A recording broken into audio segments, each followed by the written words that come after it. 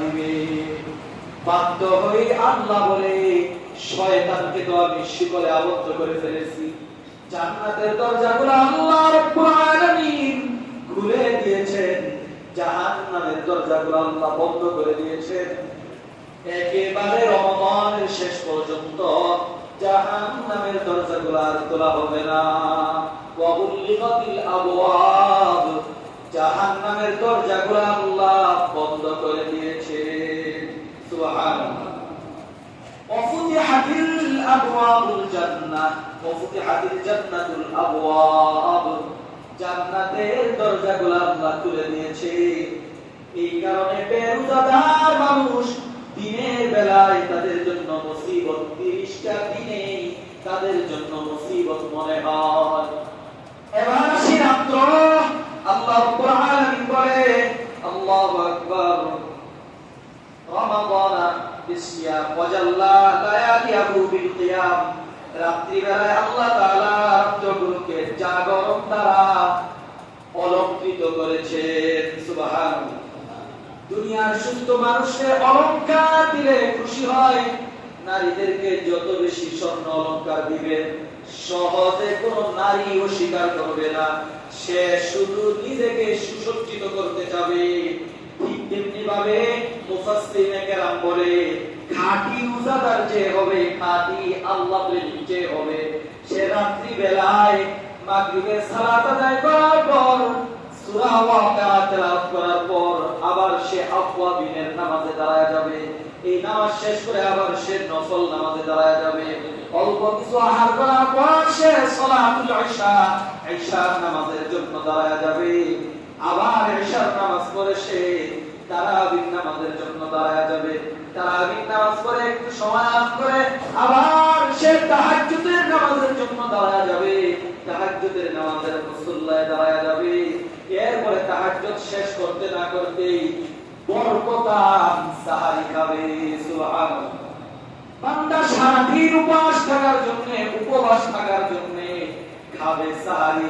আল্লাহ বলে, আল্লাহ হাবিব বলে, সাহারি খাওয়াটাও বরকত। জোরে আওয়াজ দিয়ে বলেন সুবহানাল্লাহ।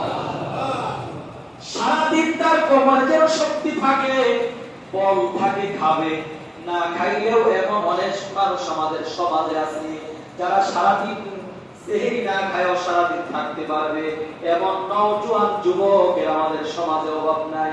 রাসূলের জামানায় ছিল, পৃথিবীর শুরু লগ্ন থেকে ছিল, এমনকি আগের জামানায়, হাজার হাজার বছর আগের জামানায়, মুসা পয়গম্বরের জামানায়, নূহ পয়গম্বরের জামানায়, ঈসা পয়গম্বরের জামানায় এমন এমন শক্তিশালী মানুষ ছিল যারা দিনকে দিন, দিনের পর দিন না খেয়ে থাকতে পারত। এরপরেও আমাদের নবীর জামানায় আয়েশা নবী বলে, সারাদিন আমার এতিম উম্মত অনাহারে থাকবে, পানাহার করবে না। এই কারণে ভোর বেলায় সাহারি খাবে, রাতের শেষ অংশে সাহারি খাবে। আল্লাহর হাবিব বলে, খাবে তো সাহারি, কিন্তু এর বিনিময়ে আল্লাহ আমলনামায় বরকতের নেকি দিয়া দিবে। সুবহানাল্লাহ। এরপরে বলা হয়েছে শুধু বরকত এমন না, বরং সারাদিন যদি যুবক অনাহারে থাকতে পারে এরপরও সাহারি খাওয়ার জন্য বলা হয়েছে। কেন?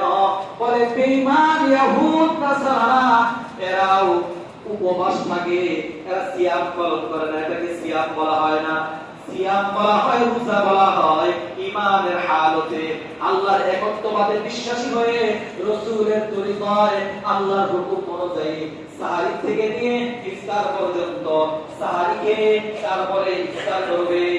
ওই ব্যক্তিটা যে খাঁটি মুমিন, এই ব্যক্তিটা সারাদিন অনাহারে থাকা, কোনো খানা বিনা না করা, এক বিন্দু পরিমাণ, এক লম্ফা পরিমাণ, এক চুল পরিমাণ কোনো কিছু আহার না করা, সম্পূর্ণভাবে নিজেকে পানাহার থেকে, খাবার থেকে, পান করা থেকে বিরত থাকার নাম হচ্ছে সিয়াম।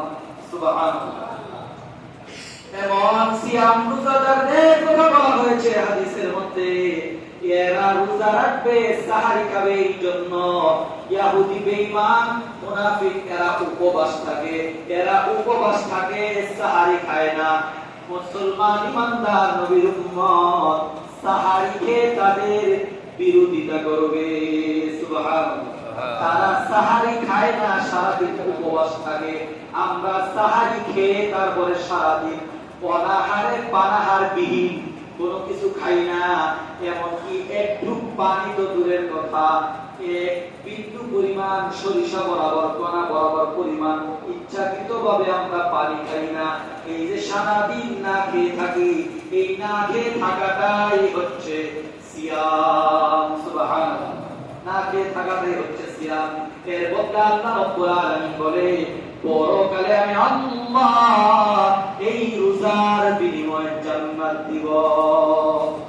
আর রাত্রি বেলায় বান্দা কিয়ামুল লাইল করবে, এত কিছু করবে, এই সব নেক আমলের বিনিময়ে আল্লাহ বলে রাত্রটাকে আমি, যারা ঈমানওয়ালা পাক্কা মুমিন এরা এত কষ্ট করবে, কিন্তু এই কষ্টগুলা তাদের আনন্দের কারণ হবে। আমি আল্লাহ রাত্রের ইবাদতকে তাদের জন্য অলংকার বানিয়ে দিলাম। সুবহানাল্লাহ। তাহলে আমরা কি বুঝলাম? যে খাঁটি রোজাদার দিনের বেলায় দিন থেকে তার জন্য সারা দিনকে কি করা হয়েছে? এটাকে সুসজ্জিত করা হয়েছে, সুশোভিত করা হয়েছে, আলোকিত করা হয়েছে, উজ্জ্বল করা হয়েছে। থাকে অনাহারে, কোনো কিছু পান করে না, তারপরেও বান্দা সারাদিন কষ্ট যেন কষ্ট অনুভূতি হয় না, কারণ সে তো আল্লাহর আশিক, আল্লাহর প্রেমিক। ঠিক তেমনি ভাবে সারাদিন তো রোজা রাখলো, কিছু খাইলো না, রাত্রি বেলায় আবার সেই নামাজ দাঁড়াইছে তো দাঁড়াইছে, মাগরিব পড়ছে তো পড়ছে, আবার সালাম ফিরে আওয়াবিনে দাঁড়ায় গেছে, আওয়াবিন পড়ছে তো পড়ছে, আবার আশার সালাতে আদান হয়ে গেছে, আবার দাঁড়ায় গেছে, পড়ছে তো পড়ছে, রুকু দেয় সিজদা দেয়। মিলিটারি ব্যায়ামেও এত কষ্ট হয় না যদি সে সঠিকভাবে রুকু সিজদা দিতে পারে, শিখে। তিনি এত কষ্ট করতেছে, কষ্ট যেন কষ্ট মনেই হয় না।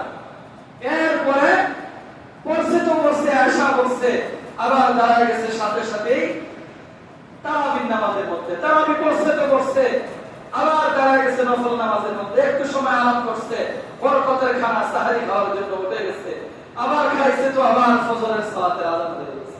আল্লাহ বলে, খাঁটি রোজাদারের জন্য রাত্রটাকে আমি অলংকার বানিয়ে দিলাম। নারী যেমন তার নারীর সাজসজ্জা পছন্দ করে, অলংকার করলে তার সুন্দর লাগে, এটা তার একটা পছন্দের জিনিস। সাজুগুজু করা, সাজুগুজু করার মধ্যে সবচেয়ে উত্তম প্রসাধনী হচ্ছে অলংকার।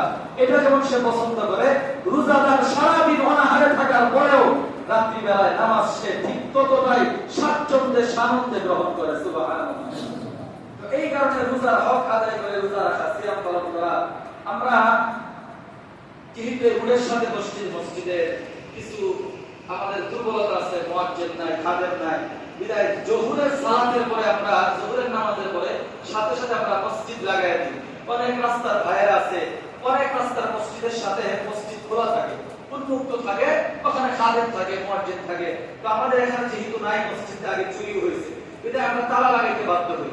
এখন বাহিরে অন্ততপক্ষে একটা ফ্যানও যদি হয়, একটা ফ্যান, তাহলে আমাদের বাহিরে ওই বাহিরের দক্ষিণ পাশে যদি একটা ফ্যান দিয়ে দেওয়া যায়, তাহলে রাস্তার মানুষ যারা রোডের পাশে মসজিদ দেখে আসাটাই স্বাভাবিক, ইবাদত করতে আসে, আইসা যোহরের 4 রাকাত নামাজ পড়ে, কোন সময় আসরের ফরজ পড়ে, তো ওই জায়গায় তারা বইরে একটু বিশ্রাম করে।